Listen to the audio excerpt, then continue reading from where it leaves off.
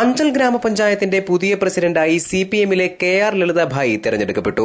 യുഡിഎഫിലെ A. Zakir ഹുസൈനെ അവിശ്വാസ പ്രമേയത്തിലൂടെ ഇടതുമുന്നണി പുറത്താക്കിയതിനെ തുടർന്നാണ് പ്രസിഡന്റ് തെരഞ്ഞെടുപ്പ് നടന്നത്. തിങ്കളാഴ്ച രാവിലെ 11 മണിയോടെ ഗ്രാമപഞ്ചായത്ത് കോൺഫറൻസ് ഹാളിലാണ് തെരഞ്ഞെടുപ്പ് നടന്നത്. അസിസ്റ്റന്റ് ജില്ലാ വ്യവസായ ഓഫീസർ നിഷാദ് എസ് വരണാധികാരിയായി നടന്ന തെരഞ്ഞെടുപ്പിൽ ഗ്രാമപഞ്ചായത്ത് അംഗം അനിൽകുമാർ കെ.ആർ. ലളിതാഭായിയുടെ പേര് നിർദ്ദേശിച്ചു.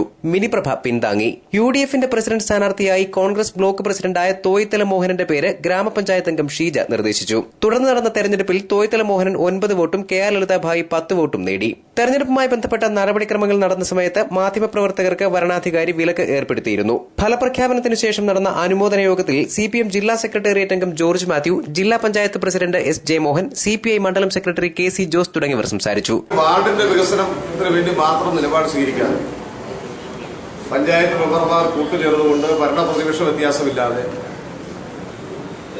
നമ്മുടെ താലൂക്കിലെ തന്നെ പ്രധാനപ്പെട്ട ജനവാസ കേന്ദ്രമായി വളർന്നുകൊണ്ടിരിക്കുന്ന അഞ്ചൽ പട്ടണത്തിന്റെ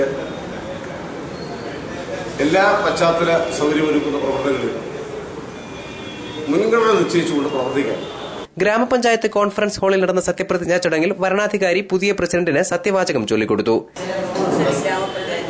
പ്രസിഡന്റായി തിരഞ്ഞെടുക്കപ്പെട്ട കെ.ആർ. ലളിതാഭായി എന്ന ഞാൻ നിയമാനുസരണം നടപ്പിലാക്കിയ ഇന്ത്യൻ ഭരണഘടനയോട് യഥാർത്ഥമായ വിശ്വാസവും കൂറും പുലർത്തുമെന്നും സത്യപ്രതിജ്ഞാ ചടങ്ങ് യുഡിഎഫ് ബഹിഷ്കരിക്കുകയും ചെയ്തു.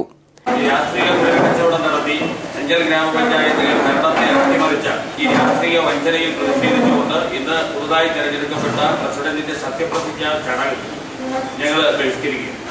News bureau, Anchal.